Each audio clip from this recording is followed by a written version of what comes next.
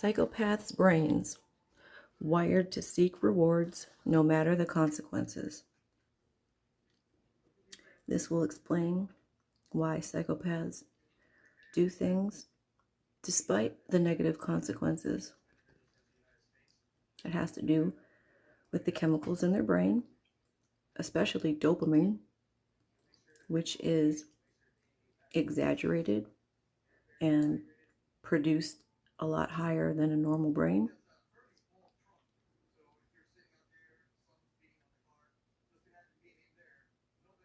The brains of psychopaths appear to be wired to keep seeking a reward at any cost. New research from Vanderbilt University finds, and the research uncovers the role of the brain's reward system in psychopathy and opens a new area of study for understanding what drives these individuals. I used to always question how my ex could cheat and, not care about the consequences. I mean, he didn't care about my feelings, lack of empathy, but he also didn't really care about getting caught.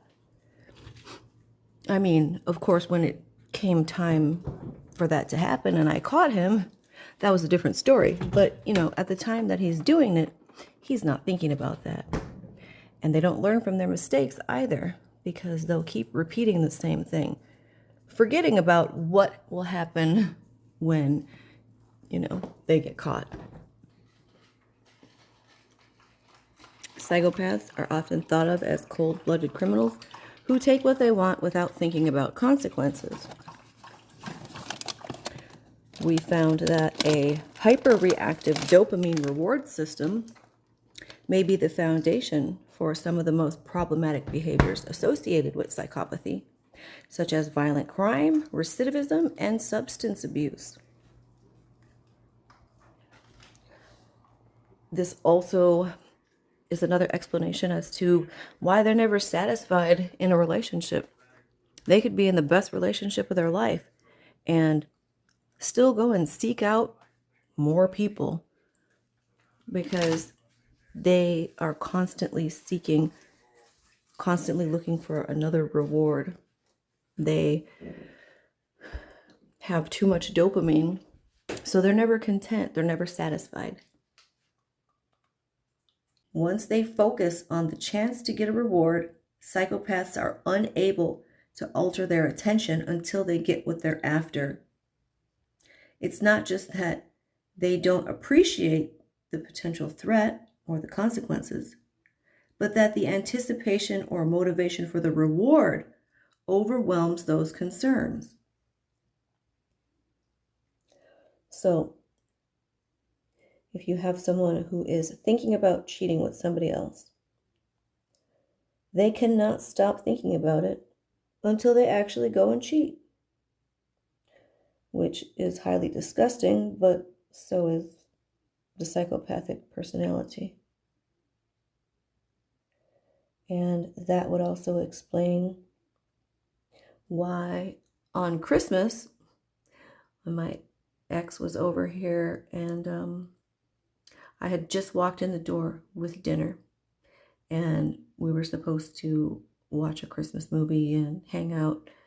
And I barely set the bag down on the stove and was all excited to show him, this food that I had got. And he looked at his phone and he said, "I gotta go." And I was like, "What?" I'm like, "Where are you going? It's Christmas night. You're not hungry? I brought all this food home and we're going to watch a movie. Like, what are you doing?" And nope, he just kept walking out the door and then ignored, all of my text messages until much later when he was done cheating and then he wanted to come back. That was the last straw. That's when I finally said, enough is enough. This is absolutely insane. But it kind of helps to paint a clearer picture as to why they go and do those things without really caring about what's going to happen. Now, if he knew at that time that I would never speak to him again and he would lose me forever. Would he have made a different decision? Likely not, because he's still after that reward and he can't think of anything else. Even, after he gets the reward, and I would maybe say, well, how was that? Was that, 10 minutes really worth the whole relationship with me and your entire future? But he can't really think like that. He doesn't have that type of logic. It's just not in his capacity.